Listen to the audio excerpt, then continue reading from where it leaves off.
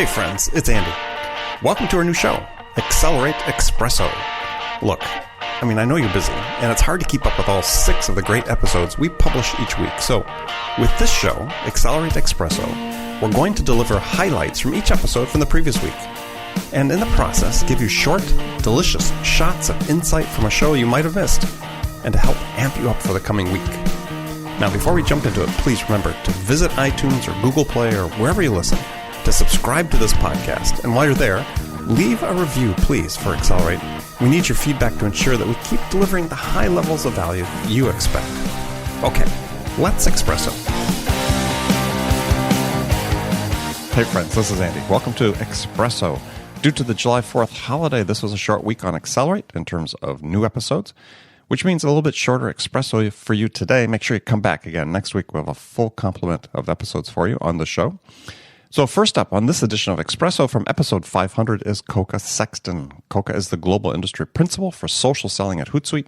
Many of you might also be familiar with Coca from his tenure at LinkedIn, where he helped to popularize and formalize the practice of social selling and elevate it into an essential part of our current sales processes, which is what we speak about in this episode. Isn't it time to just start calling social selling just selling? Well, I would say that there's still some denial. Oh, there is. There is. Absolutely. Yeah, I'm sure there's still denial around this whole idea. And I've got my own theories as to why that is. Oh, well, yeah. Let's talk about those. Yeah, so I don't know if it's diminished. I would say that some of the buzz is going away. So it is probably leveling out.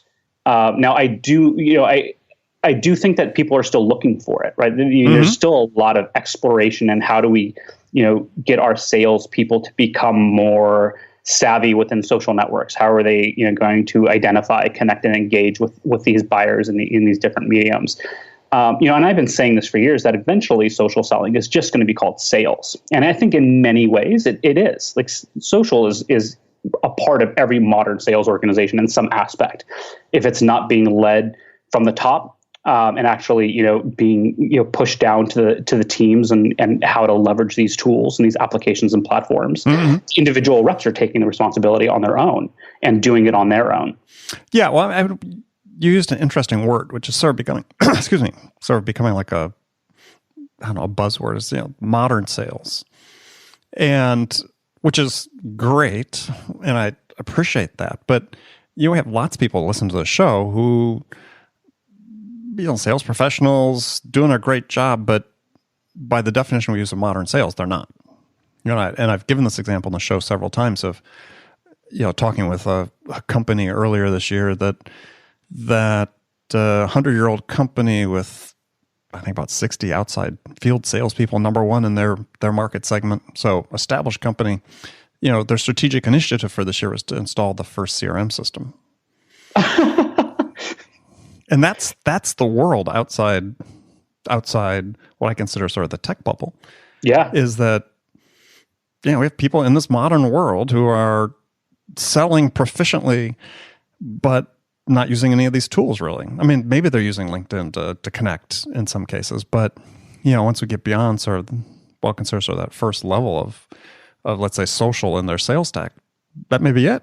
Well, I think there's also a maturity model, right? When you look at every single industry across the globe, from the tech industry down to healthcare or manufacturing, I think that they're each in their own stage of that maturity model of becoming modern sales or transforming themselves digitally, and you see it typically first start in the marketing departments. Where they're realizing that to acquire new customers or to stay relevant in front of their competition, they have to become more digital because that's where the world is going. Mm-hmm. And that stage of the maturity then trickles into, okay, well, what else can we do? How else do we transform this company to becoming more relevant in this new era of the internet? And you see it then trickling into the sales teams. Now, that's not to say, I come across companies all the time who are skeptical to this idea of leveraging social in any capacity because they've been operating, in some cases, like you said, 100 years, and they still knock on doors and they still make phone calls, and that's basically their entire MO. And it's working for them. And I think that it will continue working for them until somebody else comes into that industry and totally disrupts it.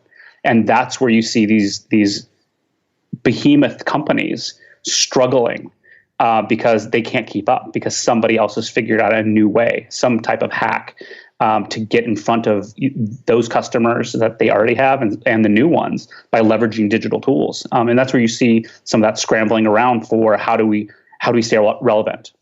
And I see it even like in the cement industry. Like there's companies like Cemex who manufactures and distributes cement and other building materials.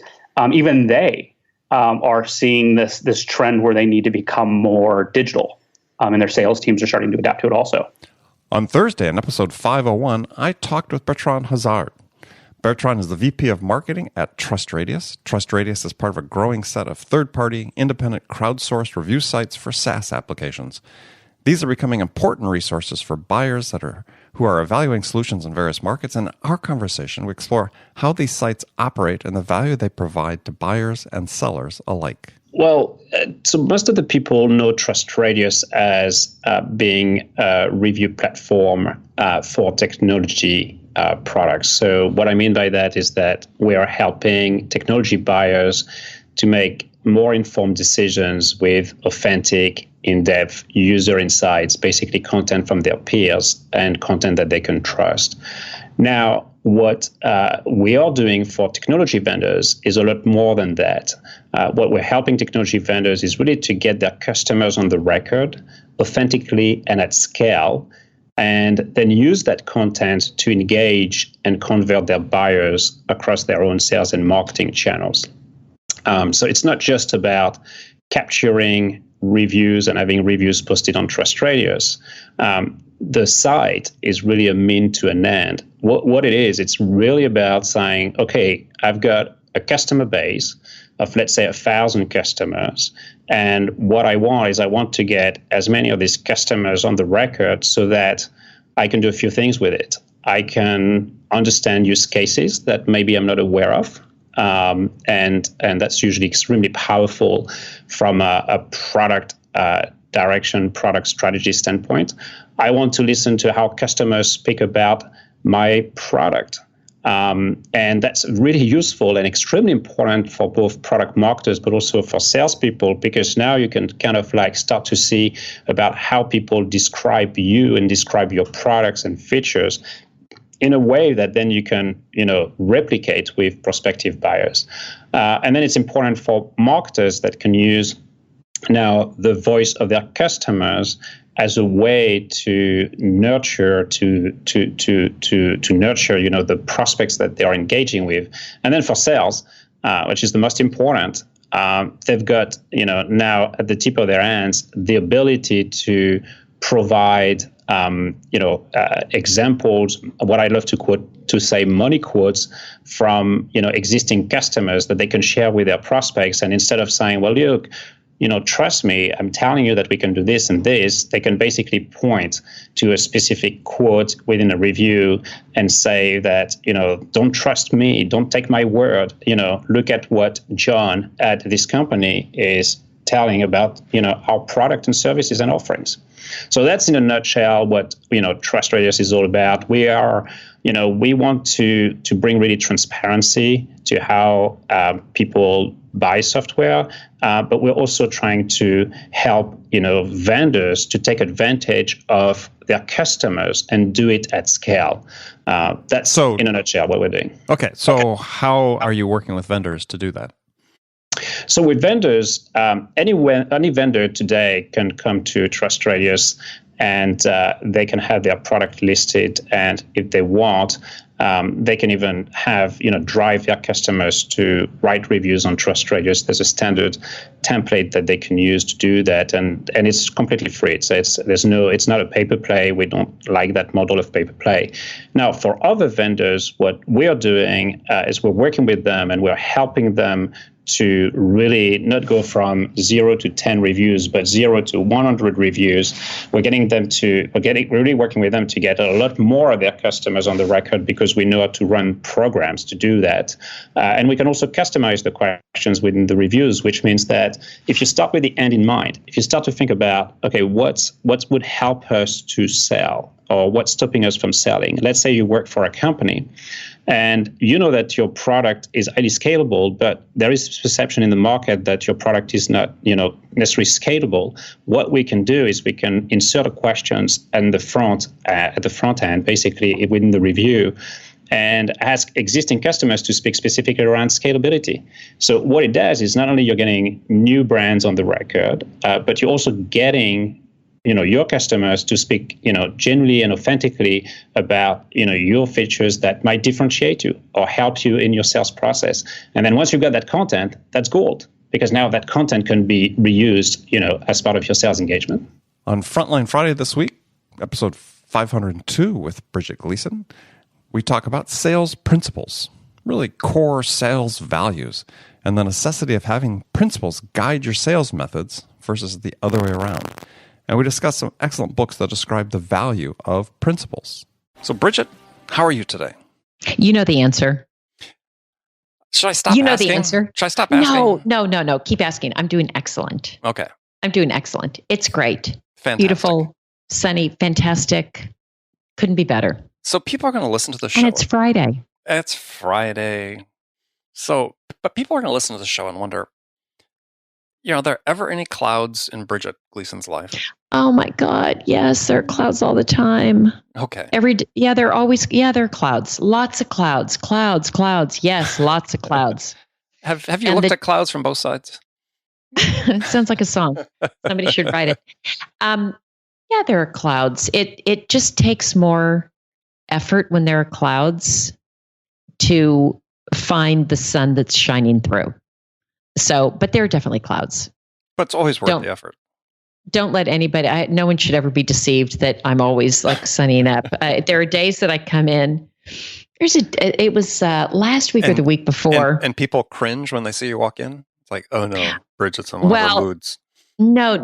They usually, they can't always tell, but I walked into the sales team. It was maybe one day last week or the week before.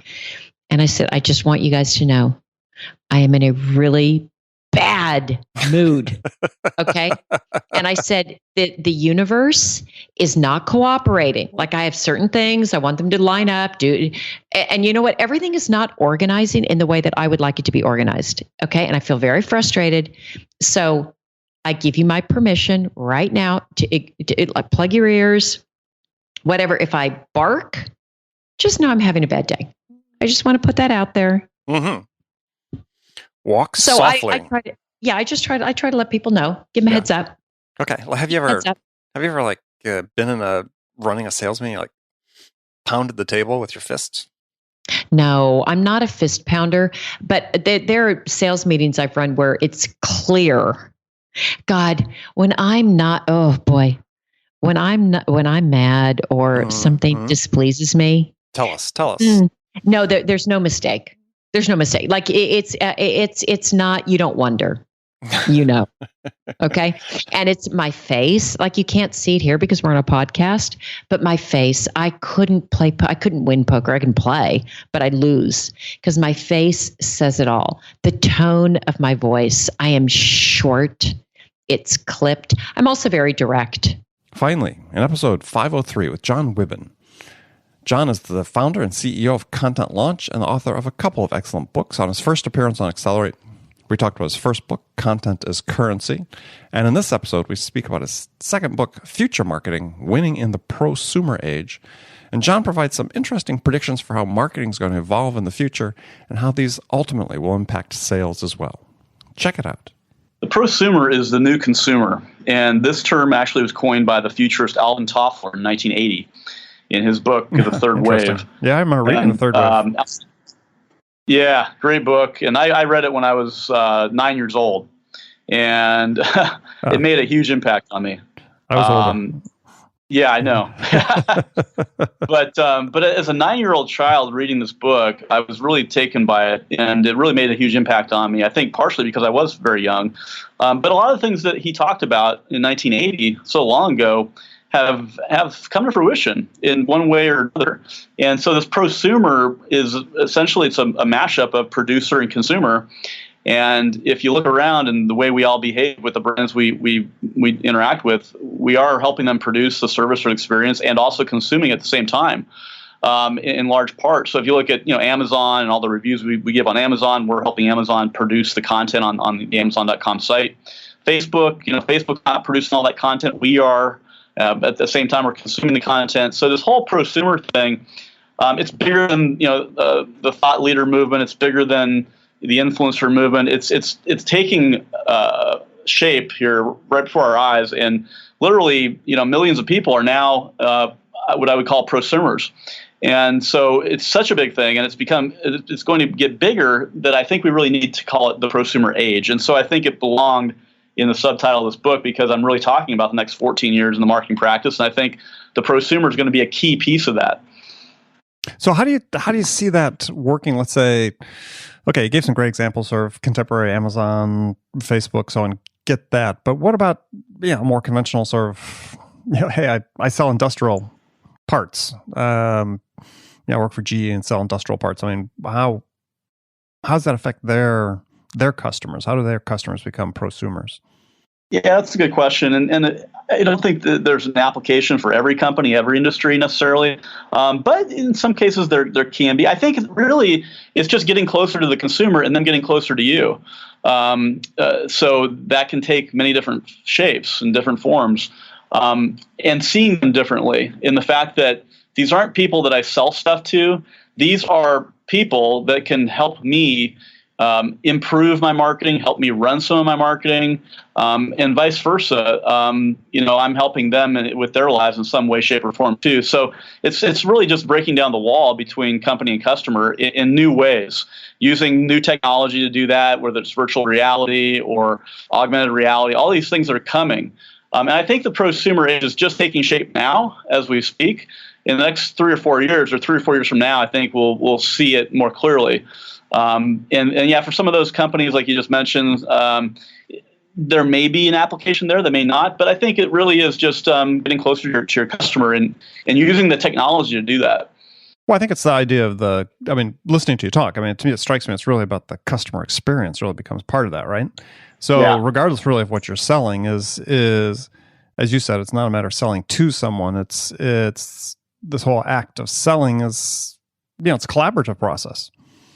And it really should be in a business-to-business space. It really should be more of a collaborative rather than something you're inflicting on someone. It's something you're doing with them, a journey you're on together to help them discover a solution. As you said, the closer you get to the customer as you do that, then, the customer experience and their input and feedback into what they need to buy, start shaping what you sell. Yeah, absolutely. And there's many different names for this, right? I'm just calling it the prosumer age. And it could be the customer experience. It could be, there's many different terms that are used out there. But the reason I wanted to make this part of the title of the book is because I really think it's going to be a very big thing over the next 10 years. And so we really need to dig into it and find out how we can wrap our arms around this and change the way, start evolving the way that we see our customers in new ways that we haven't done before. So you identify other sort of mega trends in your book. I mean, share with us what some of those are. Yeah, absolutely. So some of the big mega trends are, innovating to zero, where we have cars with zero emissions, zero accidents, carbon neutral cities and buildings. It's basically a zero concept world with zero defects, zero breaches of security, et cetera. Just that mass efficiency thing that we're starting to see across the board. So that's it, friends. Another excellent week of Accelerate, the world's best sales podcast. Please take 30 seconds right now. Go to iTunes, subscribe, leave a review. I personally want to know what I can do to make this an even more valuable resource for you. For our regular listeners, I'll see you bright and early Monday morning. For everyone else, we'll see you again back here next week. Until then, I'm your host, Andy Paul. Good selling, everyone.